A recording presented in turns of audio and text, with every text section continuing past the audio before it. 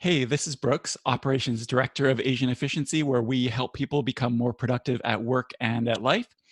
And there's one thing, if you've listened to the podcast before, that you're going to realize very, very quickly, and that is there's no Tan here and there's no Marmel here. Tan, the CEO of Asian Efficiency, usually the co host here on the Productivity Show, is ill today. Even with all his health hacks and everything, even he gets sick sometimes, and normally he would power through. However, he's not able to talk today, so that makes it a little difficult to record a podcast. But no problem. We are not talking about the pros and cons of Epi versus Monogram for Louis Vuitton and stuff like that. We are talking about web automation, which is actually one of my very, very favorite topics. I'm super excited to talk about that. So I'm no problem flying solo today. So that's what we're going to be doing. Before we get started, though, I do want to talk about our top 3 resources. So we start every episode with the 3 things that we're liking right now or that we want to point your way, really quickly, lightning round style. So number 1 is a Chrome extension called Momentum.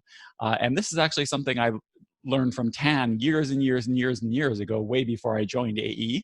I was hanging out with him at a conference, and I noticed on his, when he opened up a new browser tab, it has this beautiful picture. It says, "Hi there, Tan. What are you working on today?" And this one prompt where you put in what you're working on that day. And then every time you open up a new tab, it shows you what you should be working on versus what you've probably opened that tab to do. And it has, like I said, beautiful photography from all over the world. So Momentum is one of my favorite extensions. So I wanted to point you to that. Number 2 is Zoom. Now, Zoom is a online meeting service, I guess you could say. It's actually what we use to record the productivity show live in front of the Dojo audience, which is something we do. The Dojo being our online community, and it's something we use for all our internal meetings as well. We used to use Skype for a long time, and we would constantly be having problems. But since we switched to Zoom maybe 2 years ago, I'm going to say, at least a year ago anyway, it's been super, super rock solid. So check out Zoom. And finally, FreshBooks. So if you're somebody who needs to do invoicing, work with clients, get paid, FreshBooks is a great online invoicing software that makes it really, really easy for customers to pay you and really, really easy for you to keep track of those payments. So check out FreshBooks. Those are our top 3 resources. And like I said, we're going to be talking about web automation today. And this is really, really great timing because one of our most popular courses we've ever created, it's called Automation Academy. It helps you automate the things in your work and your life. And when this recording is released, Automation Academy is going to be reopened as well. And we have a brand new bonus all about web automation that we've created that will take you through in detail with videos and everything, most of the things that we talk about today. So it's pretty good timing that when this podcast comes out. But that's enough said about Automation Academy. I want to get into the topic of web automation. And so who is this for? So web automation is for people who, quote unquote, work with the web. And really, these days, almost all of us do. Even if our job isn't specifically working with online services, web tools in your job, no problem. Chances are you're using apps, you're using services that connect to the internet in some way.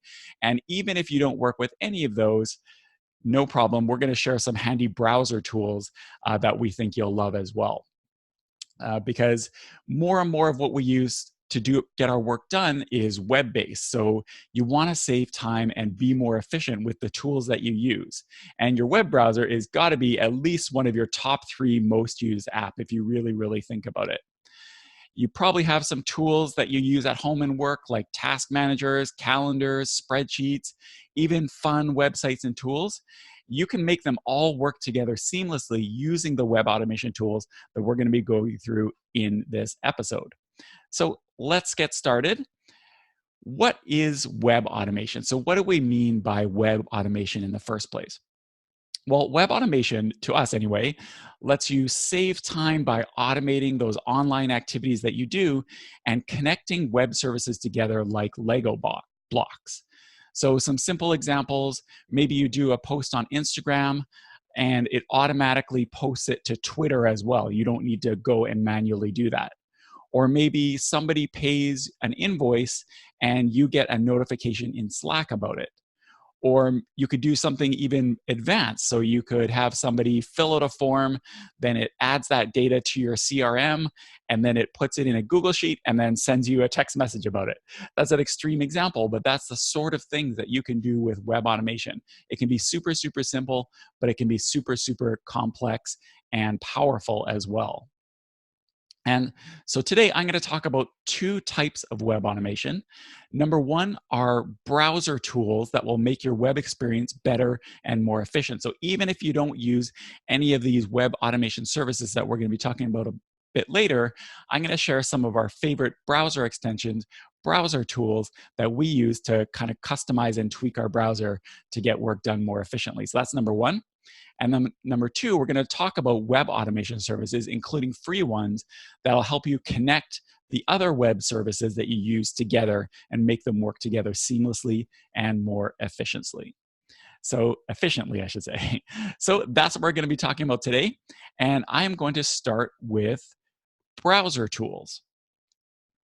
So much of what we do now happens through the window of a web browser. And this is, I'm going to just be showing my kind of nerd cred here. My very first web browser, most people don't think about that because they've probably been using it for a long time. But for me, my very first web browser was actually NCSA Mosaic, which was the very first at least the most popular, the very first graphical web browser. So I started using that in 1993. I downloaded it over dial-up to my 386 computer. I was super, super excited. I used the FTP program, and I was online, quote unquote, before that using dial-up modems and using things like FTP and Gopher and those old school services like that. So seeing this thing called the World Wide Web with images and hyperlinks was just complete bananas to me. And those first browsers didn't even allow you to change the color of the background text. It was gray no matter what you did. But browsers have come a very long way since then. And one of the most handy features of modern browsers is the ability to use plugins or extensions.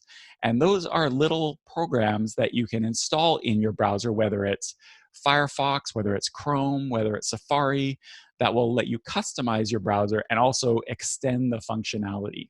And that's what we're into, is that extending the functionality and allowing you to do different things. So some of our very favorite browser extensions. For me, one of my favorite ones that I use almost every day is called Send to OmniFocus. And that's a Chrome extension. And we're going to have links to all of these in the show notes. So theproductivityshow.com/282. And so what Send to OmniFocus does is when you click on the button that gets saved in your browser. So when you install these extensions, you have a little toolbar, and there's little buttons that you click, and one of them will look like a little OmniFocus icon. And so when you're on a web page and you click that button, what it will do is it'll automatically bring up a window with a link to that page in the notes field and allow you to really quickly add an OmniFocus task that references that page. So this is really, really handy when you're doing research, when you come across something actionable that you want to capture to OmniFocus and do something with later, something that involves a task.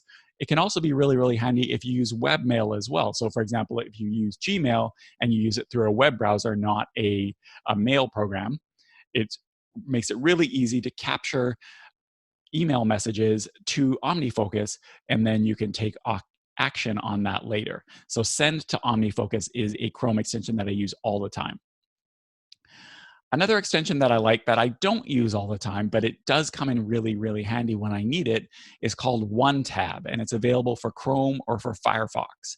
And so OneTab lets you do is, you know how sometimes you're doing a bunch of research on a topic. So, and what happens is you open up one page, which leads you to another page, and which leads you to another page, and then you go to another page, and you're just collecting a bunch of different research. And before you know it, you have like 20 browser tabs open of all these different pages.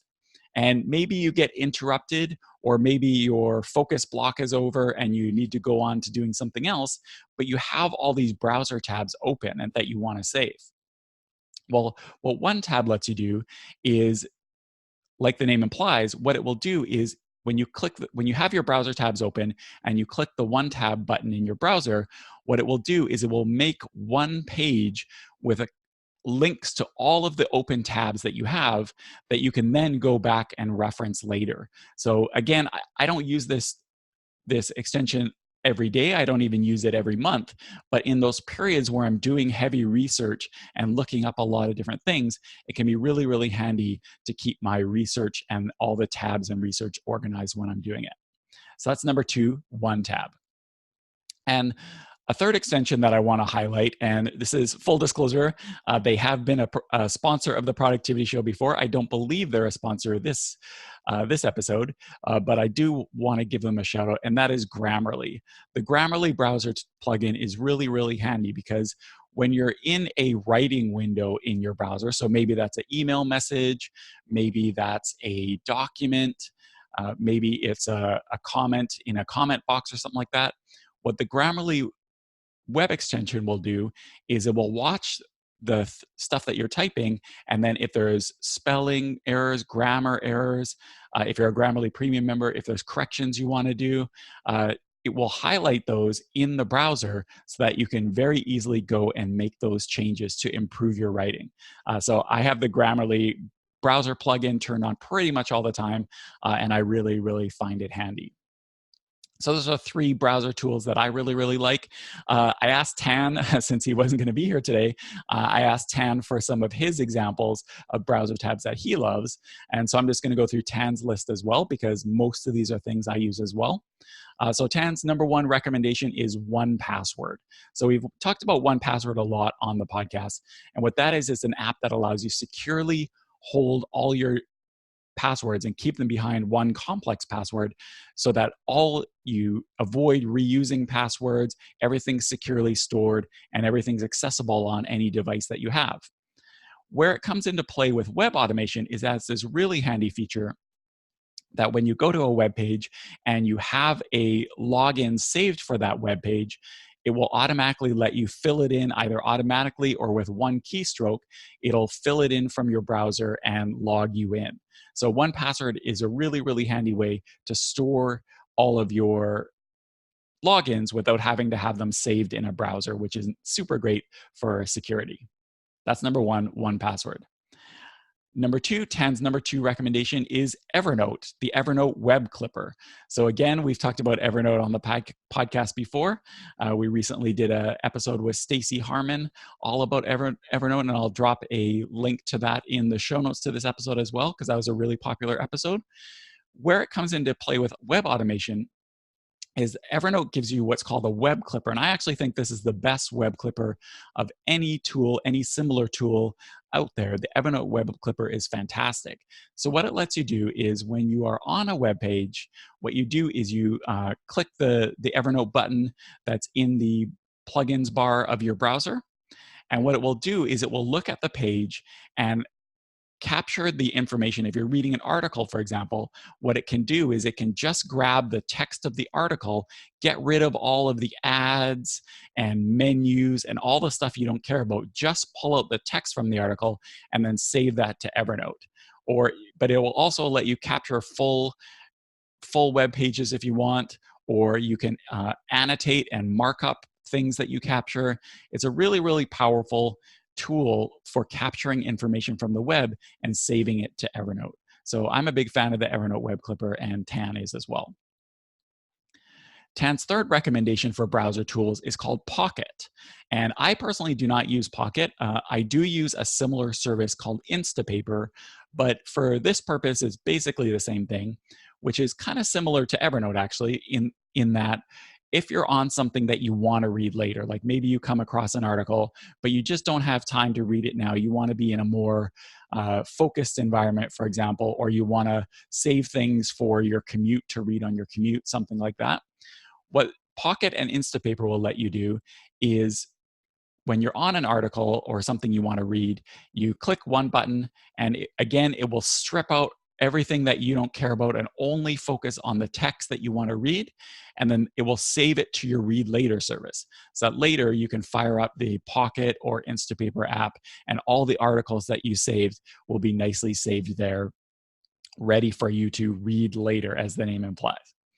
So those are our favorite browser tools: Send to OmniFocus, OneTab, and Grammarly for me, and 1Password, Evernote, and Pocket for Tam.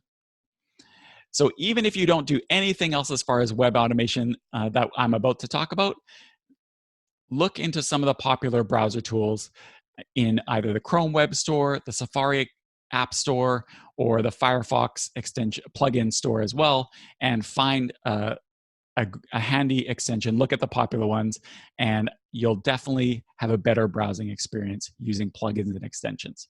It's not like the old days with Internet Explorer, where loading these things would totally bog down your browser. They're a lot better now than they used to be.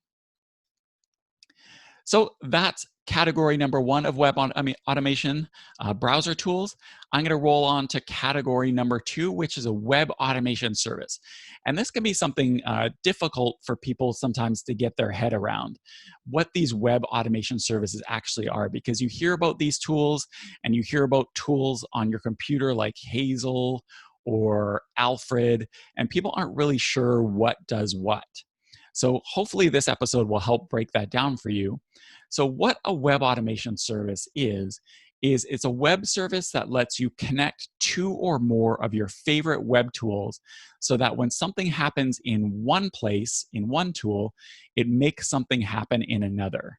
So it's kind of like dominoes, I guess, in a way, that you start knocking down one domino, and if you want, you can have it knock down other dominoes as well. So it's that kind of connection. Doing things in one place will carry on to other places if you choose to make that happen. So for example, like we said earlier, you could have it so that if somebody fills out an online form somewhere, it posts those results to a Slack room. Or you could have it so that if you weigh yourself using a smart scale, because these web automation services don't just work with websites, they can work with smart home devices as well. So you could have it so that if somebody fills out or if you weigh yourself with a smart scale, it automatically logs it every day to a Google Sheet, for example. Or you can have it so that, this is kind of a wacky example, but just to show an example of what you could do, you could have it so that when you complete a task in your task manager on a certain project, it automatically plays a certain song or playlist on your Sonos at home. That's kind of a crazy example, but I did try it and it did work. So it shows, that's an example that shows if you can dream up an automation, and if the web service or web connected device you use supports automation, you can make almost anything happen. So how do you do web automation? Well, or web automation services? Well, the two main web automation services that we use and like, there's lots of them out there, but the two that we use and like are IFTTT, which stands for if this, then that. And the other service that we like and use is called Zapier, Zapier. And we have links to both of these in the show notes again, theproductivityshow.com/282. And these two services are very similar, but they do have some important differences. So if you hear about these services and you're wondering which to use for what, we're going to do a little bit of a deep dive right now, and hopefully that will be helpful. So IFTTT is free, and it's mostly focused on consumer automation and things like smart devices. So you can create very simple automations that have two steps. So you can create an automation that has a trigger, so something that makes the automation start in one web app or device. So an example of a trigger might be starring an email in Gmail or something like that. That's an example of a trigger. Something happens that makes the automation happen. That's the trigger. And on the other side, you can have an action. So something that happens in the other web app or device. So when you set off the automation using your trigger with, say, a star, then something else happens in another service. That's why IFTTT is called if this, then that, which means if this happens, then do that. That's where the name comes from. Now, Zapier is much more focused on business automations. And there is some overlap here. You can obviously use IFTTT for business. It's not like you can't. And you can also use Zapier for personal things. There's overlap between the two for sure. But in a big picture, IFTTT is more focused on consumer and smart home apps, and Zapier is generally more focused on business automations. It does have a free tier that lets you have a limited number of single-step automations, or I guess you could say two-step automations, like IFTTT. But the real value of Zapier over IFTTT is with the paid tier. So it gives you more automations that you can use, and it allows you to create really powerful multi-step automations. So you don't just have a trigger and an action. You have a trigger, and then you can have multiple actions, and you can do manipulation of the data and all sorts of things. Zapier is a tool that can be as simple or as powerful as you want it to be, whereas IFTTT is generally pretty simple, simple no matter what. So let's do a deeper dive into the two so you can get an idea of what works with what and what those differences are. So IFTTT, like I said, is more focused on consumer automation and smart devices. That doesn't, again, mean that you can't use it for work. So if you use a business and IFTTT supports the web services that you use, then go ahead. There's nothing stopping you from using it. It works totally fine. Here are some examples, though, of things you can do with IFTTT, and there's a lot more, but here's just a few simple examples. Number one, you could connect it to Weather Underground and send a push notification if it's going to rain. So Weather Underground is a popular web app and web service for weather. You can connect it to IFTTT, and you can send you a notification if it's going to rain. So that's one example. Another thing you could do is you could add tasks to your Todoist inbox using your Amazon Echo or other smart home device. So you could say smart home device, add a task to Todoist, and then it will, if you integrate the two, it will then add it to your Todoist inbox, even if the smart home device doesn't natively support Todoist. In the Automation Academy update that I was talking about earlier, we show you how you can keep a running log of songs that show up in your Spotify Discover Weekly playlist. So if you're a Spotify user, you're probably familiar with Discover Weekly, where every week they recommend songs to you based on the songs that you have and the songs that you listen to that it thinks you'll like. Well, you can use IFTTT to create a new playlist that grows every single week with the songs that get added to your Discover Weekly. So you have this constantly growing playlist of things that Spotify thinks you'll like anyway, instead of just having them disappear every week. So that's an example of a thing you can do. Some of Tan and my favorite IFTTT automations. So some of my favorite automations that I use IFTTT for, when I get near my house, I have a Ecobee smart thermostat. And so when I get near my house, the IFTTT app recognizes that, and it tells my smart thermostat that I'm nearing home, so that it switches it to the home versus the away setting, so that my house starts to heat up. Where I live in Vancouver, not many of us have air conditioning. It's not really needed in the summer, so this is more a heat thing. When I'm nearing the house, it automatically kicks in the furnace so that the house is nice and toasty warm before we step in the door. So that's one thing that I have IFTTT do. Another thing is I automatically archive new WordPress posts to an Evernote notebook. So just to have an archive of my WordPress posts, I have that automation set up so that anytime something gets posted to a certain WordPress site, it automatically saves it as an archive in Evernote, just to have that extra archive of my articles. Some things that Tan does, I asked Tan for some IFTTT examples. So what he does is automatically backs up Instagram posts to Dropbox. So Instagram and Dropbox are two services that IFTTT supports. So you could do things, I don't think Tan does this, but you could do things like if somebody tags you in a photo in Facebook, automatically save that photo to Dropbox so that you have that. And Tan does the same thing with Instagram. If something gets posted to Instagram, automatically save it to Dropbox. Another thing he does is save favorite tweets to Evernote. So if he's on Twitter and he sees a quote that he likes, or a link he wants to check out, or just something that he wants to save, yeah, you could copy and paste the link to Evernote, or you could load it in a browser and click the Evernote web clipper or something like that. You can definitely do all that manually. However, what he's done is he set a IFTTT automation so that all he needs to do is heart it. I think it's heart in Twitter now. All he needs to do is heart it in Twitter, and it will automatically save that tweet to Evernote.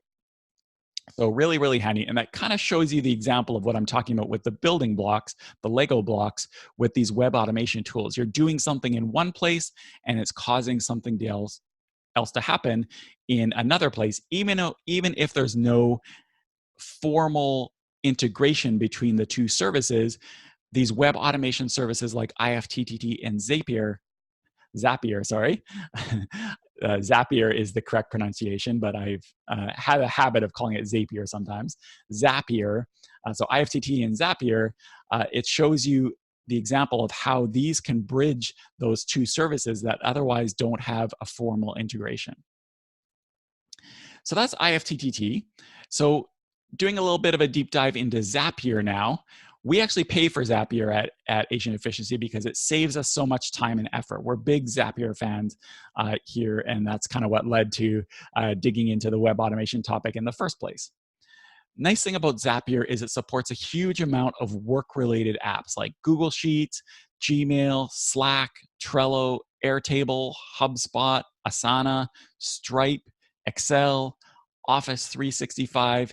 You get the idea. If you use a web-connected service that has some sort of business bent, there's a pretty solid chance that Zapier has a integration set up. It even has an integration set up for OmniFocus. It just uses the OmniFocus mail drop, which isn't a formal integration, but it recognizes that people might want things to go into OmniFocus, so they've built that integration in as well.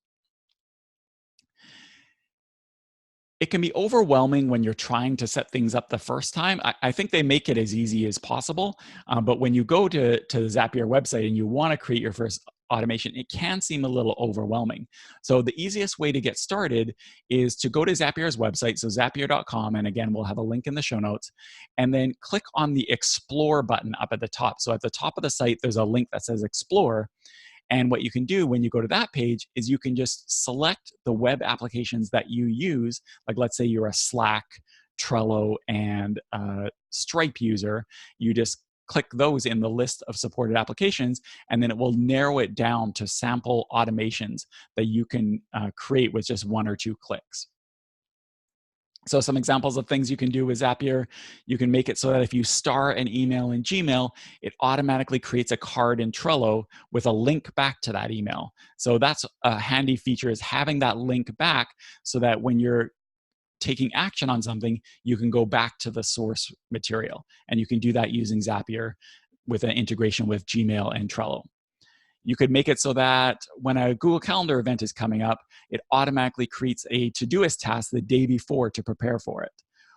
Or you could have it so that if you star a message in Slack, it automatically sends that to OmniFocus, assuming that that means that it's an actionable thing you want to do. Now, like we mentioned earlier, one feature of Zapier with the paid tier is that you can either make really simple two-step automations or really complicated multi-step ones if you want. So in the Automation Academy update that I referenced earlier, we go through this example that Zapier watches Twitter, and if you receive a tweet to your account, what it will do is it will log it automatically to a Google Sheet and then post it to Slack so that you can then have a social media command center. And that's actually something that we do. And this is something we actually use Zapier for, is creating this social media command center so that we don't have to go to Twitter and stuff like that to see the tweets that we interact with. They come right into Slack. And so if we want to, we can dip into that social media room and see everything that's going in on our social platforms. So that's an example of using these integrations to focus your attention on one or two places instead of having to go around to a bunch of different places. Now, some of our favorite Zapier automations. For me, one of my favorite Zapier automations is every month or two, we do a live coaching or live implementation call with our dojo members. So the dojo is our online productivity community. So you can learn more about that at theproductivityshow.com/dojo. So we do these live calls with our dojo members to help them get unstuck and implement the things that they're working on. And so what we do is whenever we have one of those, there's a form that dojo members can pre-submit questions. So what we do with that is we have a Zapier automation that watches when new responses come in and automatically posts it to a Google Sheet. So that's really easy for me when I'm preparing for the sessions to just see all of the questions and the responses in one Google Sheet, so that we can then create the best experience possible for our members and answer as many of the questions as we can with the least amount of effort from us. Second thing we have Zapier do is we have it, this is a more complicated automation, but we have a key metric that we watch every single day. And so what we do is we created a pretty complicated Zap. Zap is the name that Zapier gives automations. We created a pretty complicated Zap that will gather data from a bunch of different places, bring it together, and then pull it from a Google Sheet, and then automatically post that with a graph to Slack every single day. Because we don't have, as a remote team, we don't have an office whiteboard. We don't have an office where we can have screens showing our key metrics, because we all work remotely. I'm in Vancouver, Canada. Tan's in Austin, Texas. Other members of the team are in the Philippines. So we're all over the world. So since we don't have an office, Slack kind of becomes our office. And so we have that key metric pulling and posting to Slack every single day. And that is all done with Zapier. I asked Tan for some of his favorite Zaps that he or we use. So one thing that we do is when there's billing issues, they get added to a Google Sheet so that we can then follow up with people and help them get unstuck with whatever their billing issue happens to be. And same thing, we want to monitor what's happening with when we have declined payments, so that we can help people out and we can see where that is, and that gets added to a Google Sheet as well. So we have everything in one place that we can then take action on. So those are two ways that you can do web automation. So you can do browser tools that gives you one-click ability to take action and just make your browsing and web using experience easier. And you have web automation services that tie together things you do online, the services you do online, so that just having things happen in one place will automatically make them happen in all sorts of other places. So for final action items, if you use Chrome, go to the Chrome Web Store and check out the popular extensions. If you use Safari, go to the extensions in the Safari preferences, and there's a button there that says Get More Extensions. So check those out, see what the popular extensions are, see what extensions are recommended for you, and just give a few a try. I guarantee if you add some of these extensions and browser tools, if you have the ability to do that on your computer, of course, you'll have a better and more efficient use of your browser. And number two, go to ifttt.com and zapier.com. And both services have an explore link at the top of the page. Go check that out, and you can then see what kind of automations are available for the tools that you use, and you can get some ideas and inspiration for things. And sometimes there's a pre-built automations, so you don't even have to create them yourself. You can just use one click to add them, and then you can turn them on for your particular tools. And number three, you can find links to everything that we discussed today in the show notes by going to theproductivityshow.com/282. And you can see the show notes for a link to the Automation Academy that we've just reopened. You can go to theproductivityshow.com/automation and check out that as well. So thank you so much, and talk to you later.